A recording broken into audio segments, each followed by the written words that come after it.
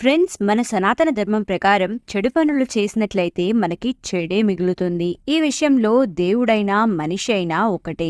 Friends, మనందరికీ తెలుసు, మర్యాద పురుషోత్తముడైన రాముడు ఒక చాకలి వాని మాట విని సీతాదేవిని అయోధ్య వదిలిపెట్టి వెళ్లిపోమన్నాడు. ఫ్రెండ్స్, మీకు తెలుసా, సీతాదేవి కూడా ఒకానొక సమయంలో ఒక పెద్ద పాపం చేసింది. ఈ పాపం కారణంగా సీతాదేవి గర్భవతి అయినప్పుడు తన భర్తకు దూరంగా ఉండవలసి వచ్చింది. సీతాదేవి ఎటువంటి పాపం చేసింది? ఆ చాకలివాడు ఎవరు? ఆయన వల్ల సీతాదేవి వనవాసం చేయవలసి వచ్చింది. ఈ రోజు వీడియోలో ఈ కథ గురించి తెలుసుకోబోతున్నాం. ఈ వీడియో చాలా ఇంట్రెస్టింగ్ గా ఉంటుంది. సో ఎక్కడా స్కిప్ చేయకుండా లాస్ట్ వరకు చూడండి. నచ్చితే లైక్ చేయండి. ఫ్రెండ్స్, నేను ఏ కథ అయితే ఇప్పుడు చెప్పబోతున్నానో దాని గురించి రామాయణంలో కూడా రాసి ఉంది. అయితే రామాయణం చాలా భాషల్లో రచించబడింది. ప్రతి రామాయణంలో కూడా కొన్ని వేరువేరుగా